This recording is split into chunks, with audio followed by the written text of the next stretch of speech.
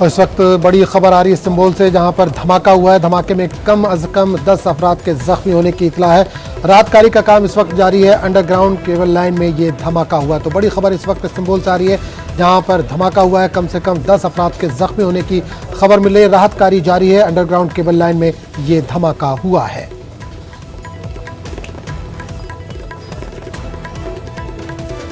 तो बड़ी खबर इस वक्त इस्तांबुल से आ रही है, जहां धमाके की खबर है। धमाके में कम से कम 10 अफराद जख्मी हुए हैं। राहत कार्य का काम जारी है। अंडरग्राउंड केबल लाइन में ये धमाका हुआ है।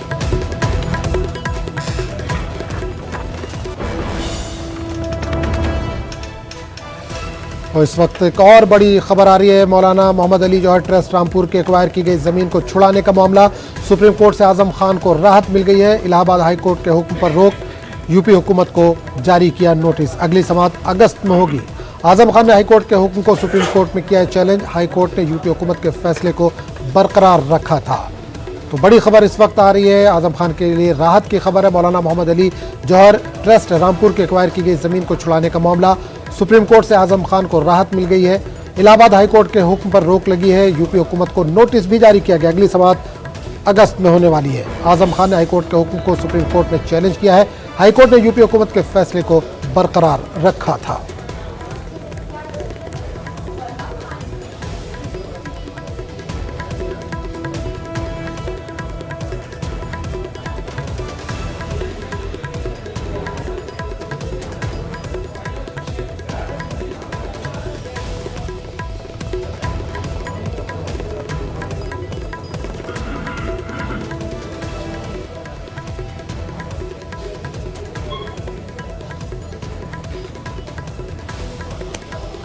और इस पूरे मामले पर बात करने के लिए हम सीधे रुक करेंगे दिल्ली, जहां से हमारे नुमाइंदे सुशील पांडे इस वक्त जुड़े।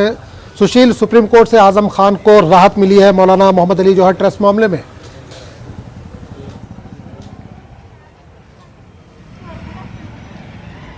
जी देखिए आजम, एक बड़ी राहत जरूर है फिलहाल जौहर ट्रस्ट यूनिवर्सिटी को। हालांकि इस पूरे मामले में आजम खान की तरफ से जो ट्रस्ट है वो सुप्रीम कोर्ट पहुंचे थे इलाहाबाद हाई कोर्ट के आदेश को चुनौती देते हुए।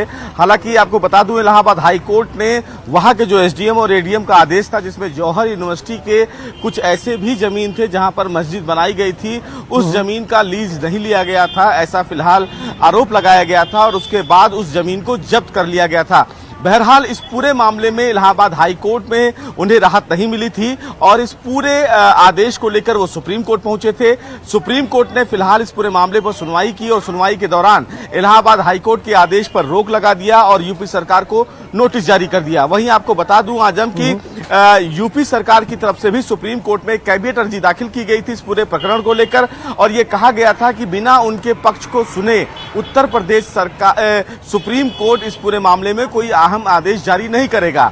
आज इस पूरे मामले पर पूरी बहस हुई। हालांकि इस पूरे मामले में सुनवाई के दौरान ये बताया गया कि इलाहाबाद हाई कोर्ट का जो फिलहाल फैसला है वो एक तरफा है। उनके पक्ष को नहीं सुना गया, उनकी दलीलों को नहीं सुना गया और ऐसे में उनके आदेश पर सुप्रीम कोर्ट रोक लगाए।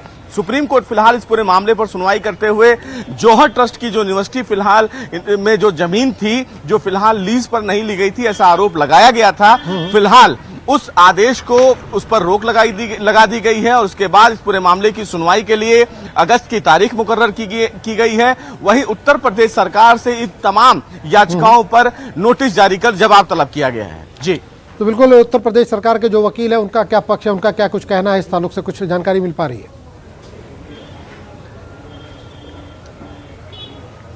जी, उत्तर प्रदेश सरकार की तरफ से जो वकील थे उन्होंने वसीम कादरी, उनकी तरफ से कोर्ट में ये दलील दी गई कि इलाहाबाद हाई कोर्ट ने इस पूरे मामले में एक पक्षीय आदेश दिया है, जबकि जो फिलहाल लीज की जमीन थी उसमें उनके द्वारा कुछ ऐसे दस्तावेज थे जिसमें यह बताया गया था कि जो फिलहाल लीज की जमीन थी, जिस लीज की जमीन को लेकर 26 किसानों ने इस पूरे मामले में शिकायत दर्ज कराई गई थी, उसमें कुछ सरकारी अधिकारियों के द्वारा फिलहाल परमिशन ली भी गई थी। चूंकि जो यूनिवर्सिटी बनाई गई थी वो यूनिवर्सिटी एक अल्पसंख्यक यूनिवर्सिटी यानी कि एक फिलहाल मुस्लिम यूनिवर्सिटी थी, लिहाजा वहां पर जो मस्जिद बनाई गई है वो लाजमी है बनना। हालांकि जो मस्जिद की जमीन थी उस जमीन को एक्वायर कर लिया गया था उत्तर प्रदेश सरकार के द्वारा, जिसके बाद ये तमाम जो विवाद है वो सामने आया था। बहरहाल सुप्रीम कोर्ट से एक बड़ी राहत आजम खान को जरूर मिली है। अब ऐसे में देखना यह होगा कि उत्तर प्रदेश सरकार, जिसको इस पूरे मामले में नोटिस जारी हुआ है, वो इस आदेश को लेकर अपना क्या कुछ जवाब सुप्रीम कोर्ट में दाखिल करते हैं। चलिए सुशील, बहुत बहुत शुक्रिया इस तमाम जानकारी के लिए। तो नाज़रीन, बड़ी खबर आ रही है मौलाना मोहम्मद अली जौहर ट्रस्ट के ताल्लुक से रामपुर के एक्वायर की गई ज़मीन को छुड़ाने का मामला सुप्रीम कोर्ट से आज़म खान को राहत मिल गई है। तारिक इस वक्त हमारे साथ जुड़ रहे हैं लखनऊ से। तारिक, एक बड़ी खबर आ रही है, सुप्रीम कोर्ट से आज़म खान को बड़ी राहत मिली है जौहर यूनिवर्सिटी को लेकर। हाँ देखिए, बहुत अहम खबर है और जाहिर है कि आजम खान के जो गुज़िश्ता बयानात हैं, साबिक़ा बयानात हैं, उनकी बुनियाद पर यही कहा जा सकता है, उनको ऐसी उम्मीद थी। उन्होंने कहा था कि जो कुछ भी दस्तावेज लगाए गए हैं ट्रस्ट की जानिब से वो अपने आप में बिल्कुल मुकम्मल हैं और उनमें किसी तरह का कोई खराबी नहीं है।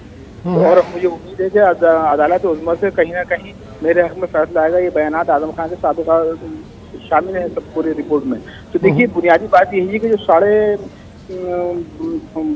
12 एकड़ का मामला था, तो जो कुछ भी जमीन थी तो उसको तो यूपी गवर्नमेंट ने सही माना था। उसके अलावा जितनी भी यूनिवर्सिटी से मुल्हिक जमीन थी उसको यूपी गवर्नमेंट के मुताबिक वो नाजायज कब्जे की गई जमीन थी। लेकिन आजम खान का कहना उस वक्त यही था कि ये इसके दस्तावेज मौजूद हैं और डीएम और तमाम जिम्मेदारान के जो है बाकायदा दस्तावेज साइन के साथ मौजूद है उस सिलसिले में। तो देखिए, कहीं ना कहीं ये सियासी शाखसाना भी है और कहीं ना कहीं आप समझ सकते हैं कि अदालत का मामला है और जब अदालत उज़्मा का मामला हो तो इसमें मजीद कुछ कहने की जरूरत नहीं है। अब देखना यही है कि अगस्त में जो सुनवाई होगी उसमें क्या कुछ पेशकश की जाती है, किस अंदाज से यूपी गवर्नमेंट के जो वकील हैं उन्होंने जाहिर है कि ये कहा है अभी कि हम जाएंगे कोर्ट और बाकायदा अर्जी लगाई जाएगी और इस फैसले से हम मुतमईन नहीं हैं। लेकिन जाहिर है कि अदालतों के मामले अदालतों में ही तय होते हैं। अब देखना यह है कि सुप्रीम कोर्ट के इस फैसले के बाद, इस पेशरफ के बाद आइंदा किस अंदाज की हिकमत अमली गवर्नमेंट उत्तर प्रदेश जो है वो वज़ा करती है और क्या कुछ आजम खान की जो पूरी एक ये वकला की टीम है इसकी जानिब से पेशरफ की जाती है। बिल्कुल तारिक, एक सवाल ये करना चाहूँगा, अगली समाअत की जो तारीख है वो काफ़ी लंबी है, अगस्त की तारीख दी गई है, तो इस दौरान जो ज़मीन जो एक्वायर की गई बताया जा रहा है, क्या यूनिवर्सिटी के पास रहेगी या उत्तर प्रदेश सरकार के पास रहेगी? देखिए, अभी जो पूरा मामला है इसमें अब ये देखना है कि उत्तर प्रदेश हुकूमत अपनी जानिब से क्या और लगाती है, 40 करोड़ की करती है।